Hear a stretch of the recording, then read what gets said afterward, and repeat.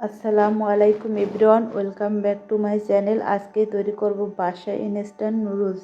একবার কেউ এই নুডলস বাসায় তৈরি করে খেলে আর বাজার থেকে নুডলস কিনবেন না।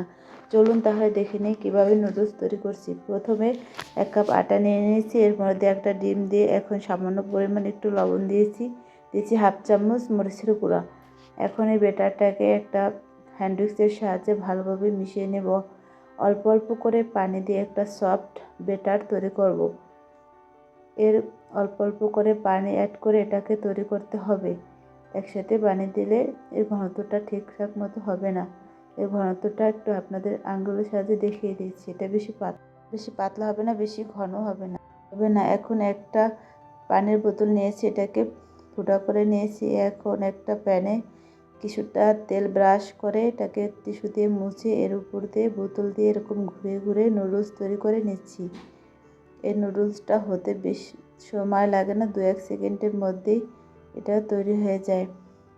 এই সময় চুলাটা একবারে লো হিটে রেখে নুডলসগুলো তৈরি করতে হবে। এই নুডলসগুলো বেশি মজার হয় বাজার থেকে কেনা নুডলসের চাইতে, এটাতে ডিম অ্যাড করার কারণে।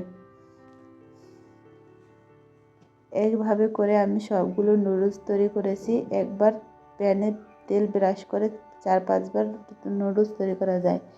দেখুন নুডলসগুলো তৈরি হয়ে গেছে। আমার 1 কাপ আটা কতগুলো নুডলস তৈরি হয়ে গেছে। এখন একটা প্যানে কিছুটা তেল দিয়ে একটা ডিম ভেজে নিচ্ছি। ডিমটাকে এরকম কুচি করে নিচ্ছি। এটাকে ভাজা হয়ে গেলে এটা নামিয়ে নিচ্ছি।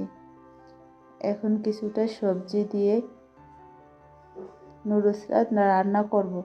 এর জন্য একটা প্যানে দিয়ে দিচ্ছি কিছুটা তেল দিয়ে পেঁয়াজ কুচি, কাঁচামরিচ কুচি এগুলোকে ভেজে দিয়ে দিচ্ছি। গাজর কুচি দিয়ে দিচ্ছি, পেঁয়াজের কলি দিয়ে দিচ্ছি, টমেটো কুচি, সামান্য একটু লবণ দিয়ে এগুলোকে প্রায় ভাজবো 5 থেকে 7 মিনিটের মতো। এরপর এটাকে ভাজা হয়ে গেলে এর মধ্যে দিয়ে অ্যাড করব ডিমটাকে দিয়ে কিছু সময় ভেজে নেব। ভেজে নেওয়া হয়ে গেলে এর মধ্যে দিয়ে দিচ্ছি 1 প্যাকেট ম্যাগি মশলা। এটা দিয়ে কিছু সময় নেড়ে চেড়ে এরপর এর মধ্যে দিয়ে দিব নুডলসগুলো। এখন নুডলসগুলো দিয়ে দিচ্ছি। নুডলস দিয়ে কিছু সময় রান্না করব। কিছু সময়ে এটাকে নেড়ে চেড়ে উল্টে পাল্টে দিচ্ছি। এটাকে প্রায় 3 থেকে 4 মিনিট রান্না করলেই তৈরি হয়ে যাবে নুডলস। এই নুডলসটা খেতে অসাধারণ টেস্টি হয়।